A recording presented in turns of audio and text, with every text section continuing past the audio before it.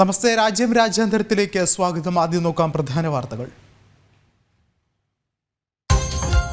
ബംഗ്ലാദേശിൽ ഹിന്ദുക്കളെ കൊന്നൊടുക്കി ഭീകരർ സ്ത്രീകളെയും പെൺകുട്ടികളെയും തട്ടിക്കൊണ്ടുപോയി. ഹൈന്ദവ ഭവനങ്ങൾ കൊള്ളയടിച്ചും കൊള്ളിവെച്ചും അതിക്രമം. അക്രമികൾക്ക് പിന്തുണയുമായി സൈന്യവും. ദൃശ്യങ്ങൾ പുറത്തുവിട്ട് ജനം TV. ജനം ബിഗ് എക്സ്ക്ലൂസീവ്.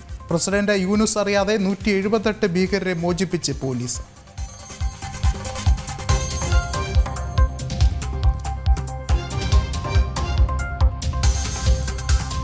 آل حوران متوجها إلى فندق فور سيزن للاجتماع والتسليم. സിറിയയുടെ നിയന്ത്രണം പിടിച്ചെടുത്ത ഭീകരർ ജയിലുകൾ തകർത്ത് തടവുകാരെ മോചിപ്പിച്ചു. ബഷർ അൽ അസദ് സഞ്ചരിച്ച വിമാനം കാണാതായി. ഇറാൻ എംബസി തകർത്ത ഭീകരരെ നിയന്ത്രിക്കുന്നത് അൽ ഖൈദയും IS-ഉം. സിറിയയിൽ ഗുരുതരാവസ്ഥയെന്ന് റഷ്യയും അറബ് രാജ്യങ്ങളും. ഇടപെടാനില്ലെന്ന് അമേരിക്ക.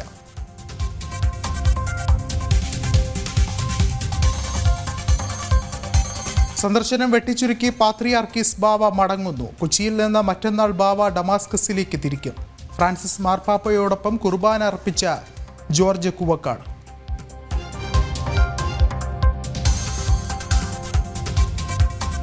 ലോക ചെസ് ചാമ്പ്യൻഷിപ്പിൽ ഗൂഗേഷിന് ജയം. പോയിന്റ് നിലയിൽ ഗൂഗേഷ് മുന്നിൽ. ലോക ചാമ്പ്യനാവാൻ 1.5 പോയിന്റ് വേണം. അവശേഷിക്കുന്നത് 3 മത്സരങ്ങൾ.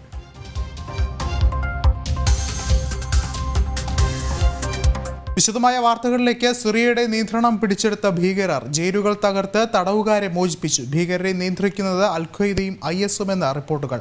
അതിനിടെ ബഷർ അൽ അസദ് രാജ്യം വിട്ടതായി റഷ്യയുടെ സ്ഥിരീകരണം. സിറിയയിലെ ഇറാൻ എംബസി ഭീകരർ തല്ലി തകർത്തു. കൂടുതൽ വിവരങ്ങളുമായി ഐസൻ ജോസ് ചേർന്നുകൊണ്ട്. ഐസൻ, വളരെ വലിയൊരു സംഘർഷം തന്നെയാണ് ഉള്ളത്. ഒപ്പം തന്നെ സിറിയയുടെ പ്രസിഡന്റിനെ ഇപ്പോൾ കാണാനില്ല എന്നുള്ള ഒരു വിവരം കൂടി പുറത്തു വരികയാണ്. എന്താണ് മറ്റു വിവരങ്ങൾ? തീർച്ചയായും പ്രസിഡന്റ് ബഷർ അൽ അസദ് രാജ്യം വിട്ടു എന്ന സ്ഥിരീകരണം റഷ്യയുടെ ഭാഗത്തു നിന്ന് ഇപ്പോൾ ഉണ്ടായിരിക്കുകയാണ്. റഷ്യയുടെ സ്ഥിരീകരണം വരുന്നതോടെ ഔദ്യോഗികമായ ആദ്യ സ്ഥിരീകരണമാണ് വന്നിരിക്കുന്നത്. നമുക്കറിയാവുന്നതാണ്, റഷ്യയാണ് സിറിയയെ കാര്യമായി സഹായിക്കുന്ന ശക്തികളിലൊന്ന്. നമുക്കറിയാവുന്നതാണ്, അലിപ്പോ നഗരം കൈയടക്കുന്നതിനുള്ള നീക്കങ്ങൾ ഈ ഭീകരരുടെ ഭാഗത്തു നിന്നുണ്ടായപ്പോൾ സ്വാഭാവികമായും ശക്തമായ ഇടപെടൽ നടത്തിയ ഒരു രാജ്യം കൂടിയാണ് റഷ്യ. റഷ്യയുടെ സൈനിക പിന്തുണ വളരെ കൃത്യമായി സിറിയയ്ക്ക് ലഭിക്കുകയും ചെയ്തു. സിറിയൻ ആ കേന്ദ്രങ്ങളിലെല്ലാം, അതായത് ആക്രമണം നടന്ന കേന്ദ്രങ്ങളിലെല്ലാം ശക്തമായ ആക്രമണമാണ് റഷ്യൻ വ്യോമസേന അന്ന് നടത്തുകയും ചെയ്തത്. സ്വാഭാവികമായും നമുക്കറിയാവുന്നതാണ്, കർശനമായ നടപടികളിലേക്ക് റഷ്യ നീങ്ങുന്നത് ഉടൻ തന്നെ നിർത്തിവെക്കുന്ന ഒരു സാഹചര്യം കൂടി ഉണ്ടായി. അലപ്പോ നഗരം പിടിച്ചെടുത്തതിന് ശേഷം വീണ്ടും ഹമ നഗരവും അതുപോലെ തന്നെ ഹോം നഗരവും പിടിച്ചെടുക്കുന്നതിന് വേണ്ടിയുള്ള നീക്കങ്ങളാണ് വീണ്ടും നടന്നത്. അത്തരത്തിലുള്ള നീക്കങ്ങൾ ശക്തമായി തുടരുന്നതിനിടെയാണ് ഡമാസ്കസിലേക്കും ഈ വിമത നീക്കം ശക്തമായി തുടരുകയും ചെയ്തത്. ഡമാസ്കസിൽ വിമത നീക്കം ശക്തമായതിനെ തുടർന്ന് ഇപ്പോൾ നിലവിലെ സാഹചര്യങ്ങൾ വിശദീകരിക്കുമ്പോൾ ബഷർ അൽ അസദ് ഇന്നലെ തന്നെ രാജ്യം വിട്ടു എന്നാണ് അറിയാൻ സാധിക്കുന്നത്. ഇന്നലെ തന്നെ വാർത്തകൾ പുറത്തു വന്നിരുന്നു. ഇരു ഭാഗങ്ങളിൽ നിന്നും, അതായത് ഡമാസ്കസിൻ്റെ 2 തെക്കൻ വടക്കൻ പ്രദേശങ്ങളിൽ നിന്നെല്ലാം ഭീകരർ ശക്തമായ മുന്നേറ്റം നടത്തുന്നു എന്ന വിവരങ്ങളാണ് ലഭ്യമായത്. അതുപോലെ തന്നെ ഡമാസ്കസിലെ 2 പ്രധാന നഗരങ്ങളിൽ കൂടി വീണ്ടും ആക്രമണം തുടരുന്നുണ്ട്, അല്ലെങ്കിൽ കയ്യേറ്റത്തിനുള്ള ശ്രമങ്ങൾ, അത് പിടിച്ചടക്കുന്നതിനുള്ള നീക്കങ്ങൾ നടത്തുന്നുണ്ട് എന്നാണ് അറിയാൻ സാധിക്കുന്നത്. നിലവിൽ ഡമാസ്കസിൽ നിന്നും സൈന്യം ഏതാണ്ട് പൂർണ്ണമായും പിന്മാറിയെന്ന് സ്ഥിരീകരിക്കുന്നുണ്ട്. മാധ്യമങ്ങളെല്ലാം, അന്താരാഷ്ട്ര മാധ്യമങ്ങളും വാർത്താ ഏജൻസികളും അക്കാര്യം സ്ഥിരീകരിക്കുകയും ചെയ്യുന്നുണ്ട്. ഇറാനിലേക്ക് ഒരു വിഭാഗം സൈനികർ രക്ഷപ്പെട്ടു എന്ന വിവരങ്ങളും പുറത്തു വരുന്നുണ്ട്. അത്തരത്തിൽ ഇറാനിലേക്ക് രക്ഷപ്പെടുന്നതിന് വേണ്ടിയുള്ള സൗകര്യങ്ങൾ ഒരുക്കുന്നതിന് തൊട്ടു മുൻപാണ് ബഷർ അൽ അസദ് ഒരു വിമാനത്തിൽ കയറി രാജ്യം വിട്ടത് എന്ന വിവരമാണ് ഇപ്പോൾ ലഭ്യമാകുന്നത്. ആ രാജ്യം വിട്ട നീക്കം ബഷർ അൽ അസദിൻ്റെ ഭാഗത്തു നിന്നുണ്ടാവുകയും പിന്നീട് അദ്ദേഹത്തിൻ്റെ വിമാനം സംബന്ധിച്ച് മറ്റ് വിവരങ്ങൾ ലഭ്യമല്ല എന്ന ഒരു സൂചന പുറത്തു വരികയും ചെയ്തു. കൊല്ലപ്പെട്ടിരിക്കാമെന്നുള്ള അഭ്യൂഹങ്ങൾ വരെ പുറത്തു വരുന്നുണ്ട് എന്നാണ് ഇപ്പോൾ അറിയാൻ സാധിക്കുന്നത്. നിലവിലെ സാഹചര്യത്തിൽ അദ്ദേഹം രാജ്യം വിട്ടു എന്ന കൃത്യമായ സ്ഥിരീകരണം റഷ്യ നൽകുന്നുണ്ട്. എന്നാൽ ഏത് രാജ്യത്ത് അദ്ദേഹമുണ്ട്, അല്ലെങ്കിൽ എവിടെയുണ്ട്, എന്ത് ചെയ്യുകയാണ് എന്ന സംബന്ധിച്ച ആ വിശദ വിവരങ്ങളൊന്നും തന്നെ റഷ്യ പുറത്തുവിട്ടിട്ടില്ല. അത് സംബന്ധിച്ചുള്ള വിശദ വിവരങ്ങൾ ഇനിയും വരാനിരിക്കുന്നു എന്നതാണ് ഏറെ പ്രാധാന്യമർഹിക്കുന്ന വിഷയം. ഈ ഒരു സാഹചര്യത്തിലാണ് ഇറാൻ പിന്തുണയോടെ, അതായത് നേരത്തെ ബഷർ അൽ അസദിനെ പിന്തുണ ലഭിച്ചിരുന്നത് ഇറാനിൽ നിന്നും റഷ്യയിൽ നിന്നുമാണ്. സ്വാഭാവികമായും ഇറാനെതിരായൊരു വികാരം ഈ തെഹ്രീർ അൽ ഷം എന്ന് പറയുന്ന ഭീകര സംഘടനയ്ക്കുണ്ട്. ഈ ഭീകര സംഘടന ഇറാനോടുള്ള ശക്തമായ എതിർപ്പ് അവരുടെ എംബസി തകർത്തുകൊണ്ട്, സിറിയയിലെ ഇറാൻ്റെ എംബസി തകർത്തുകൊണ്ട് പ്രതികാരം ചെയ്യുന്ന ഒരു നീക്കങ്ങളെല്ലാം തന്നെ ഉണ്ടായി. ശക്തമായ ആക്രമണം എംബസിക്ക് നേരെ ഉണ്ടായി എന്നാണ് അറിയാൻ സാധിക്കുന്നത്. അത് അന്താരാഷ്ട്ര തലത്തിൽ വലിയൊരു കുറ്റകൃത്യമായി പരിണമിക്കാനുള്ള സാധ്യത കൂടിയുണ്ട്. നമുക്കറിയാവുന്നതാണ്, എംബസികളെ ആക്രമിക്കുന്നതിൽ നിന്നും ഒഴിവാക്കണം എന്ന ഒരു നിലപാട് അന്താരാഷ്ട്ര തലത്തിൽ ഒരു ധാരണയായി നിലനിൽക്കുന്നൊരു വസ്തുതയാണ്. എന്നാൽ അന്താരാഷ്ട്ര നിയന്ത്രണത്തിനോ അല്ലെങ്കിൽ മറ്റു രാജ്യങ്ങളുമായുള്ള ഒരു വിധേയത്വത്തിനോ തയ്യാറല്ലാത്ത ഹയത്ത് തെഹ്രീക്ക് അൽ ഷം എന്ന് പറയുന്ന ഈ ഭീകര സംഘടന ഒരു തരത്തിലും അത്തരത്തിലുള്ള നിയന്ത്രണങ്ങൾക്കോ റെഗുലേഷൻസ്ക്കോ വിധേയമാവാൻ തയ്യാറാവില്ല എന്ന് തന്നെയാണ് മനസ്സിലാക്കാൻ സാധിക്കുന്നത്. ആ ഒരു സാഹചര്യം കൂടി നിലനിൽക്കുന്നതിനാൽ ശക്തമായ ആക്രമണം എംബസിയിൽ നടന്നിരിക്കുന്നതിൻ്റെ പശ്ചാത്തലത്തിൽ വലിയ ആഘാതങ്ങൾ ഉണ്ടാകാനുള്ള സാധ്യതയും നമുക്ക് തള്ളിക്കളയാനാവില്ല. എന്നാൽ റഷ്യ ഈ പിന്തുണ നൽകുന്ന കാര്യം സംബന്ധിച്ച് ഇപ്പോൾ ഈ പ്രസിഡന്റ് പോലും പലായനം ചെയ്യുന്ന ഒരു സാഹചര്യം ഉണ്ടാകുമ്പോൾ പിന്തുണ നൽകുന്ന കാര്യത്തെക്കുറിച്ചുള്ള നീക്കങ്ങൾ കൃത്യമായി ഉണ്ടാകുന്നില്ല എന്നാണ് അറിയാൻ സാധിക്കുന്നത്. അതുപോലെ തന്നെ സിറിയയുടെ നിലവിലെ പ്രധാനമന്ത്രി ജലാലി വളരെ കൃത്യമായി പറയുന്നുണ്ട്, ഏതാണോ ജനങ്ങൾ തിരഞ്ഞെടുക്കുന്ന അധികാര സ്ഥാനങ്ങൾ അല്ലെങ്കിൽ ഭരണകർത്താക്കൾ അവരോട് സഹകരിക്കാൻ തയ്യാറാണെന്ന് നേരത്തെ തന്നെ വ്യക്തമാക്കിയിരുന്നു. അതുകൊണ്ട് പക്ഷേ ജലാലി വിമത വിഭാഗത്തിന് കീഴടങ്ങി അല്ലെങ്കിൽ വിമതരുടെ നീക്കത്തെ അംഗീകരിച്ചു എന്ന വിവരങ്ങളെല്ലാം തന്നെ പുറത്തു വരികയും ചെയ്യുന്നുണ്ട്. എന്നാൽ ഇതിന് തയ്യാറാണ്, അവരുമായി തിരഞ്ഞെടുക്കപ്പെട്ടാൽ സഹകരിക്കാൻ തയ്യാറാണ്, തെരഞ്ഞെടുപ്പ് നടത്തണമെന്നൊരാവശ്യമാണ് അദ്ദേഹം മുന്നോട്ട് വച്ചിരിക്കുന്നത് എന്നും വാർത്താ ഏജൻസികൾ റിപ്പോർട്ട് ചെയ്യുന്നുണ്ട്. അത്തരത്തിൽ തുടർച്ചയായ സംഭവവികാസങ്ങൾ ആ ഭാഗത്തും ഉണ്ടാകുന്നു എന്നാണ് മനസ്സിലാക്കാൻ സാധിക്കുന്നത്. നമുക്കറിയാവുന്നതാണ്, ഏതാണ്ട് 10 ദിവസമായി തുടരുന്ന ഈ സംഘർഷം. അലെപ്പോ നഗരം പിടിച്ചെടുത്തു, അതിനുശേഷം ഹമ നഗരം പിടിച്ചെടുത്തു, പിന്നീട് ഹോം നഗരം പിടിച്ചെടുത്തു. അത്തരത്തിലുള്ള ഓരോരോ നഗരങ്ങളിലേക്കായി ഈ സൈന്യം മുന്നേറുമ്പോൾ റഷ്യയുടെ ഭാഗത്തു നിന്ന്, ഈ വിമത സൈന്യം മുന്നേറുമ്പോൾ അല്ലെങ്കിൽ ഭീകരർ മുന്നേറുമ്പോൾ റഷ്യയുടെ ഭാഗത്തു നിന്നോ അല്ലെങ്കിൽ മറ്റു രാജ്യങ്ങളുടെ ഭാഗത്തു നിന്നോ വലിയ പിന്തുണയൊന്നും ലഭിക്കുന്നില്ല എന്നതാണ് യാഥാർത്ഥ്യം. അമേരിക്ക ഇക്കാര്യത്തിൽ ഇടപെടാനേ ഇല്ല എന്ന നിലപാട് വളരെ കൃത്യമായി പറയുകയും ചെയ്തു. അത്തരത്തിൽ ഇടപെടാനില്ല എന്ന നിലപാട് അറിയിക്കുന്നതിൽ നിന്നും വ്യക്തമാകുന്നത് ഇറാനുമായുള്ള എതിർപ്പ് തന്നെയാണ്. ഇറാനും റഷ്യയ്ക്കും ഒരുപോലെ പിന്തുണ നൽകുന്നൊരു സാഹചര്യം ഉണ്ടാക്കാൻ തങ്ങൾ തയ്യാറല്ല എന്ന നിലപാട് തന്നെയാണ് അമേരിക്കയുടെ ഭാഗത്തു നിന്ന് ഇപ്പോൾ ഉണ്ടായിരിക്കുന്നത്. അത് ഔദ്യോഗിക ഭാഗത്തു നിന്നും അതുപോലെ തന്നെ ട്രംപ് തിരഞ്ഞെടുക്കപ്പെട്ട വരാനിരിക്കുന്ന പ്രസിഡന്റിൻ്റെ ഭാഗത്തു നിന്നും അതേ നിലപാട് തന്നെ കൃത്യമായി അദ്ദേഹം തുറന്നു പറയുകയും ചെയ്തു. അതിൽ നിന്നെല്ലാം തന്നെ വായിച്ചെടുക്കാൻ സാധിക്കുന്നത് അമേരിക്ക ഈ വിഷയത്തിൽ ഇടപെടാനില്ല, ഇറാൻ അനുകൂലമായൊരു നിലപാട് സ്വീകരിക്കുന്ന ആ വിഷയം ഏറ്റെടുക്കാൻ തയ്യാറല്ല എന്നൊരു നിലപാടിലേക്ക് തന്നെയാണ് അമേരിക്ക പോയിക്കൊണ്ടിരിക്കുന്നത് എന്നാണ് യാഥാർത്ഥ്യം. അതേസമയം ഗൊലാൻ കുന്നുകളുടെ ഭാഗത്തു നിന്ന് ഇസ്രായേൽ സേന സിറിയയിലേക്ക് പ്രവേശിച്ചുവെന്ന വിവരങ്ങളും പുറത്തു വരുന്നുണ്ട്. മാത്രമല്ല, ഈ സിറിയൻ അതിർത്തിയിലുള്ള നഗരങ്ങളിലേക്കെല്ലാം തന്നെ ലെബനൻ അതിർത്തിയിലുള്ള സിറിയയുടെ നഗരങ്ങളിലെല്ലാം തന്നെ കർശനമായ നീക്കങ്ങൾ സിറിയൻ വിമതർ, അതായത് ഈ SDS എന്ന് പറയുന്ന വിമതർ നടത്തുന്നുണ്ട് എന്നതാണ് ഇപ്പോൾ നമുക്ക് ലഭ്യമാകുന്ന ഏറ്റവും പുതിയ വിവരം. എല്ലാ സംഭവ വികാസങ്ങളും കാത്തിരുന്ന് കാണേണ്ടതുകൊണ്ട് ഇന്ന് നിർണായകമായൊരു രാത്രിയാണ് എന്ന കാര്യത്തിലും തർക്കമില്ല. ലോകം മുഴുവൻ ഇന്ന് നിർണായകമായ സംഭവ വികാസങ്ങളെ കാത്തിരിക്കുന്നു. ഏത് രീതിയിലുള്ള സംഭവങ്ങളാണ് ഇക്കഴിഞ്ഞ 24 മണിക്കൂറിനുള്ളിൽ ഉണ്ടായിട്ടുള്ളത് സിറിയയിൽ എന്ന് സംബന്ധിച്ചുള്ള ആശങ്കയിലാണ് ലോകം മുഴുവനുള്ളത്. ആ ആശങ്ക തന്നെയാണ് ഇപ്പോൾ വാർത്താ പ്രാധാന്യത്തോടെ നിലനിൽക്കുന്നൊരു വിഷയം. ഒരു പക്ഷേ ഈ ആശങ്കയ്ക്കെല്ലാം മറുപടി ലഭിക്കുന്ന വിവരങ്ങൾ തുടർന്ന് ഈ രാത്രിയിൽ മുഴുവൻ നമുക്ക് ലഭ്യമാകുമെന്ന് തന്നെയാണ് പ്രതീക്ഷിക്കുന്നത്. നിലവിലെ സാഹചര്യത്തിൽ ശക്തമായ സാന്നിധ്യവും ആധിപത്യവും സ്ഥാപിച്ചു കഴിഞ്ഞു ഹയത്ത് തഹ്രീർ അൽ ഷം എന്ന് പറയുന്ന ഭീകര സംഘടന. നമുക്കറിയാവുന്നതാണ്, അത് IS-ൻ്റെ പിന്തുണയോടെ പ്രവർത്തിക്കുന്ന അൽ ഖ്വയ്ദയുടെ ഒരു സ്വഭാവമുള്ള ഒരു സംഘടനയാണ്. അൽ ഖ്വയ്ദയുമായുള്ള ബന്ധം ഏർപ്പെടുത്തിയെങ്കിലും അൽ ഖ്വയ്ദയുടെ ക്ലോൺ അല്ലെങ്കിൽ അതുപോലുള്ളൊരു രൂപമാണ് ഈ പറഞ്ഞ സംഘടന എന്ന രീതിയിലുള്ള വിശദീകരണങ്ങളെല്ലാം തന്നെ അന്താരാഷ്ട്ര നിരീക്ഷകരെല്ലാം തന്നെ നൽകുന്നൊരു സാഹചര്യം കൂടിയുണ്ട്. നിലവിലെ സാഹചര്യത്തിൽ ശക്തമായ പോരാട്ടം സിറിയയിൽ തുടരുന്നു എന്ന് തന്നെയാണ് അറിയാൻ സാധിക്കുന്നത്. സൈന്യം ഓരോ ഇടങ്ങളിൽ നിന്നും പിന്മാറുന്നു. ഔദ്യോഗികമായ സൈന്യം, ബഷർ അൽ അസദിൻ്റെ സൈന്യം ഓരോ ഇടങ്ങളിൽ നിന്നും പിന്മാറുന്നു. ബഷർ അൽ അസദിൻ്റെയും അദ്ദേഹത്തിൻ്റെ പിതാവിൻ്റെയും പ്രതിമകളെല്ലാം തന്നെ 60 വർഷമായി തുടരുന്ന ആ ഒരു ഭരണത്തിൻ്റെ എല്ലാ അടയാളങ്ങളും നശിപ്പിക്കാനുള്ള നീക്കങ്ങൾ കൂടി SDSൻ്റെ ഭാഗത്തുനിന്ന്, അതായത് ഹയത്ത് തഹ്രീർ അൽ ഷം എന്ന് പറയുന്ന ഭീകര സംഘടനയുടെ ഭാഗത്തു നിന്ന് തുടർച്ചയായി ഉണ്ടാകുകയും ചെയ്യുന്നു എന്നാണ് ഇപ്പോൾ സിറിയയിൽ നിന്നും ലഭിക്കുന്ന ഏറ്റവും പുതിയ വിവരം. ശരി, ഐസൻ ജോസാണ് വിശദമായ റിപ്പോർട്ടുകൾ നൽകിയത്. സിറിയയിലെ സംഘർഷ സാഹചര്യത്തിൽ പുത്തൻകുരിശ് സന്ദർശനം വെട്ടിച്ചുരുക്കി യാക്കോബായ പരമാധ്യക്ഷൻ പാത്രിയാർക്കീസ് ബാവ. മറ്റന്നാൾ പാത്രിയാർക്കീസ് ബാവ ദമാസ്കസിലേക്ക് മടങ്ങും. ബിഷപ്പ് ജോസഫ് മാർ ഗ്രിഗോറിയസ് യാക്കോബായ സഭയുടെ അടുത്ത അധ്യക്ഷനാകും. നിലവിൽ മെത്രാപ്പൊലീത്തൻ ട്രസ്റ്റിയാണ് ജോസഫ് ഗ്രിഗോറിയസ്. മലയക്കുരിശ് ദയറായിൽ യാക്കോബായ സഭ പരമാധ്യക്ഷൻ പത്രിയാർക്കീസ് ബാവ നടത്തിയ പ്രസംഗത്തിലാണ് പ്രഖ്യാപനം. സ്ഥാനാരോഹണ തീയതി സംബന്ധിച്ച് പിന്നീട് പ്രഖ്യാപനമുണ്ടാകും. അന്തരിച്ച ബസേലിയോസ് തോമസ് പ്രഥമൻ ബാവയ്ക്ക് ശേഷം സഭയെ മുന്നോട്ടു നയിക്കാൻ ജോസഫ് മാർ ഗ്രിഗോറിയസിനെ കാതോലിക്ക ബാവയാക്കാൻ നേരത്തെ തന്നെ തീരുമാനമെടുത്തിരുന്നു. കൊച്ചി ഭദ്രാസന ചുമതലയുള്ള മെത്രാപ്പോലിത്തയായി 94 ചുമതലയേറ്റ ശേഷം 2019 മുതൽ സഭയുടെ മെത്രാപ്പോലിത്തൻ ആണ് ബിഷപ്പ് ജോസഫ് മാർ ഗ്രിഗോറിയോസ്. വെല്ലുവിളികൾ നിറഞ്ഞ കാലത്താണ് സഭയുടെ ചുമതലയേറ്റെടുക്കാൻ ജോസഫ് മാർ ഗ്രിഗോറിയോസ് എത്തുന്നതെന്ന് പത്രിയാർക്കീസ് ബാവ തന്റെ പ്രസംഗത്തിൽ പറഞ്ഞു. We are at rest, we are at peace, knowing that our church here is well taken care of by our beloved brother in Christ, His Eminence Mar Gregorios Joseph, who is our Malankara Metropolitan, assistant to the Catholicos, and who has been recommended by all church bodies to be the Catholicos, God willing, soon. അതേസമയം പുത്തൻകുരിശ് സന്ദർശനം വെട്ടിച്ചുരുക്കി പത്രിയാർക്കീസ് ബാവ മറ്റന്നാൾ മടങ്ങും. സിറിയയിൽ സംഘർഷം തുടരുന്നതാണ് പെട്ടെന്നുള്ള മടക്കത്തിന് കാരണം. 10 ദിവസത്തെ സന്ദർശനത്തിനാണ് പത്രിയാർക്കീസ് ബാവ കൊച്ചിയിലെത്തിയത്. നാളെ പുത്തൻകുരിശ് പത്രിയാർക്ക കത്തീഡ്രലിൽ ശ്രേഷ്ഠ ബസേലിയോസ് തോമസ് പ്രഥമൻ കത്തോലിക്ക ബാവയുടെ 40ാം ഓർമ്മദിനത്തോടനുബന്ധിച്ച് നടക്കുന്ന കുർബാനയിലും അനുസ്മരണ സമ്മേളനത്തിലും ബാവ പങ്കെടുക്കും. ജനം, കൊച്ചി. മോചനത്തിനായുള്ള ശ്രമം ഊർജിതമാക്കുന്നതിനിടെ മറ്റൊരു ബന്ദിയുടെ വീഡിയോ കൂടി പുറത്തുവിട്ട് ഹമാസ്. മേറ്റൻ സെഗോക്കർ എന്ന ബന്ദിയുടെ ദൃശ്യങ്ങളാണ് പുറത്തുവന്നത്. സെഗോക്കറുടെ ബന്ധുക്കൾ മോചനം ഉടൻ സാധ്യമാക്കണമെന്നാവശ്യപ്പെട്ട് പ്രക്ഷോഭം ആരംഭിച്ചിരിക്കുകയാണ്.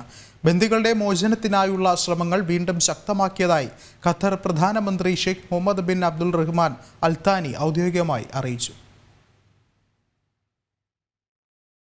ചർച്ചകൾ പുനരാരംഭിക്കാൻ ഖത്തർ ശ്രമം നടത്തുന്നതിനിടെ ബന്ദികളിൽ ഒരാളുടെ വീഡിയോ കൂടി പുറത്തുവിട്ടു. മേറ്റൻ സെഗോക്കർ എന്ന ചെറുപ്പക്കാരന്റെ വീഡിയോ ആണ് ഹമാസ് പുറത്തുവിട്ടത്. ואני נמצא בשבי החמאס יותר מ-420 יום.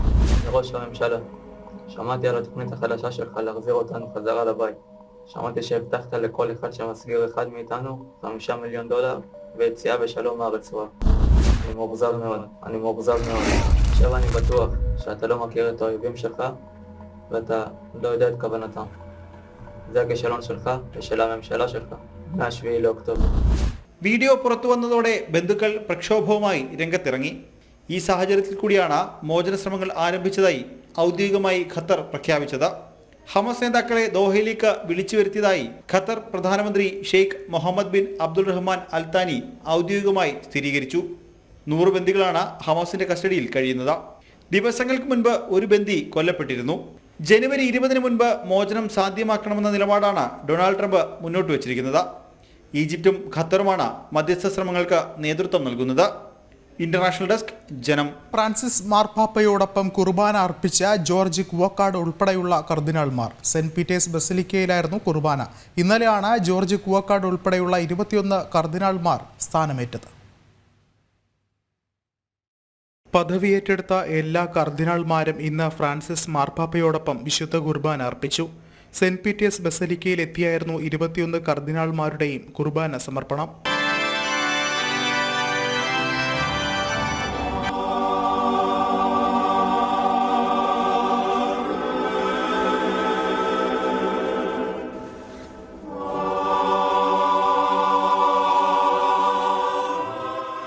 ഇന്നലെയാണ് മലയാളിയായ ജോസഫ് കുവക്കാട് ഉൾപ്പെടെയുള്ള കർദിനാൾമാർ സ്ഥാനമേറ്റത്.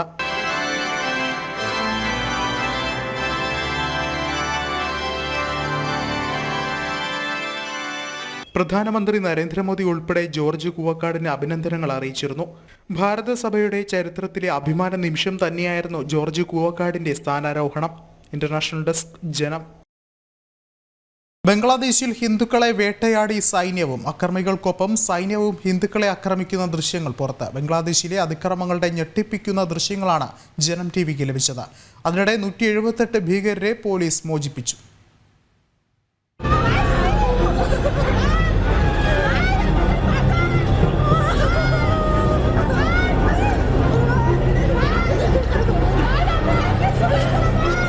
ബംഗ്ലാദേശിൽ നടക്കുന്നത് ഭരണകൂട ഭീകരതയെന്ന് അടിവരയിടുന്ന ദൃശ്യങ്ങളാണിത്. ജമാഅത്തെ ഇസ്ലാമിയുടെ ഭീകരർ ഹിന്ദുക്കളെ വളഞ്ഞിട്ട് ആക്രമിക്കുന്നു. ബംഗ്ലാദേശ് സൈന്യവും പോലീസും ജിഹാദികൾക്കൊപ്പം കൂടുന്നു.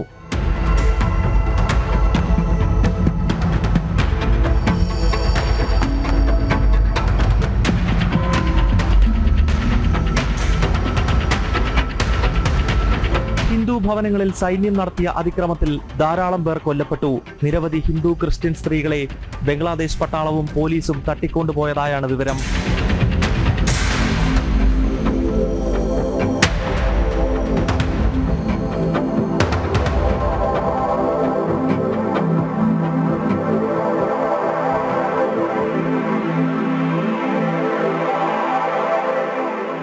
ഭാരതത്തിലേക്ക് കൃത്യമായ രേഖകളുമായി യാത്ര ചെയ്യാൻ ശ്രമിച്ച 63 ഇസ്കോൺ സന്യാസിമാരെ ബംഗ്ലാദേശ് അതിർത്തി രക്ഷാസേന തടഞ്ഞിരുന്നു. കഴിഞ്ഞ 25-ന് തുടങ്ങിയ ഹിന്ദു വിരുദ്ധ കലാപത്തിൽ 4 ക്ഷേത്രങ്ങൾ പൂർണ്ണമായി തകർന്നു. നിരവധി ക്ഷേത്രങ്ങൾ ഭാഗികമായി തകർക്കപ്പെട്ടു. കൃഷ്ണദാസ് പ്രഭു ഉൾപ്പെടെ 4 സന്യാസിമാർ ജാമ്യം ലഭിക്കാതെ ജയിലിൽ തുടരുകയാണ്.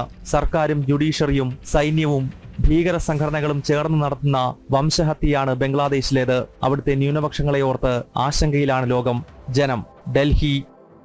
കൂടുതൽ വിവരങ്ങളുമായി ഗൗതം അനന്തനാരായണൻ ചേരുന്നുണ്ട്. ഗൗതം, മനുഷ്യ മനസാക്ഷി പോലും നടക്കുന്ന ദൃശ്യങ്ങളാണ് പുറത്തുവരുന്നത്. പ്രത്യേകിച്ചും ബംഗ്ലാദേശിൽ വളരെയധികം നാളുകളായി ഹൈന്ദവർക്ക് നേരെ വളരെ ശക്തമായ ആക്രമണം നടക്കുന്നു. ഏറ്റവും ഒടുവിലായി വിവിധ ദൃശ്യങ്ങൾ നമ്മൾ കണ്ടതുപോലെ മനുഷ്യ മനസാക്ഷിയെ നടുക്കുന്ന ആ ഒരു ദൃശ്യങ്ങൾ തന്നെയാണ് പുറത്തു വന്നിട്ടുള്ളത്. എന്താണ് മറ്റു വിവരങ്ങൾ? വിഷ്ണു, ബംഗ്ലാദേശിൽ കഴിഞ്ഞ കുറെ നാളുകളായി ഹിന്ദു വിരുദ്ധ കലാപം നടന്നുകൊണ്ടിരിക്കുന്നുവെന്ന വസ്തുത നമുക്കെല്ലാം അറിയാവുന്നതാണ്. പക്ഷേ ഇന്നിപ്പോൾ നമ്മൾ പുറത്തുവിട്ട ദൃശ്യം കുറച്ചുകൂടി ഗൗരവമുള്ളതും ഞെട്ടിപ്പിക്കുന്നതുമാണ്. കാരണം ആ രാജ്യത്തിന്റെ സൈന്യവും പോലീസും മറ്റ് സുരക്ഷാ സേനാ സംവിധാനങ്ങളും തന്നെ ഹിന്ദു ഭവനങ്ങൾ ആക്രമിക്കുകയും സ്ത്രീകളെ ഉൾപ്പെടെ തട്ടിക്കൊണ്ടു പോവുകയും ഒക്കെ ചെയ്യുന്നതിന്റെ ഞെട്ടിപ്പിക്കുന്ന ദൃശ്യമാണ്. അതായത് ഭരണകൂട ഭീകരതയാണ് ബംഗ്ലാദേശിൽ സംഭവിച്ചുകൊണ്ടിരിക്കുന്നത് എന്ന് അടിവരയിടുന്നതായ ദൃശ്യങ്ങളാണ് നമുക്ക് ബംഗ്ലാദേശിന്റെ വിവിധ ഭാഗങ്ങളിൽ നിന്നും ലഭ്യമായിട്ടുള്ളത്. പട്ടാളം തന്നെ ചേർന്ന് അക്രമികൾക്കൊപ്പം ഹിന്ദുക്കളെയും മറ്റ് മതവിഭാഗങ്ങളെയും ആക്രമിക്കുന്നു.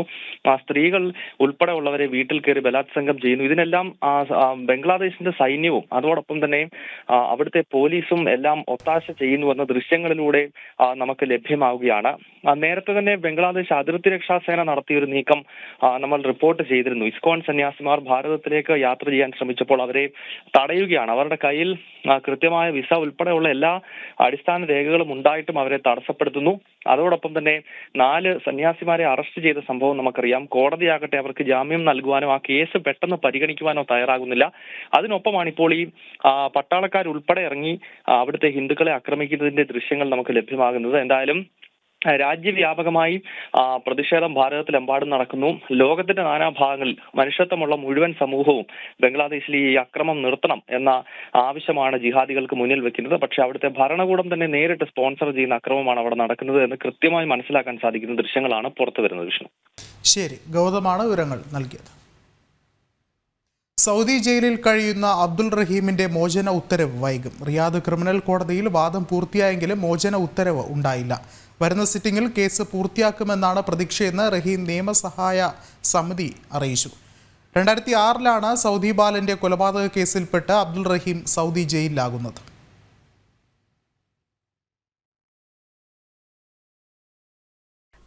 വർഷമായി സൗദി ജയിലിൽ കഴിയുന്ന അബ്ദുൾ റഹീമിന്റെ മോചന ഉത്തരവ് പ്രതീക്ഷിച്ചിരുന്നവരെ തേടിയെത്തിയത് ഏറെ നിരാശയുണ്ടാക്കുന്ന വാർത്തയാണ്.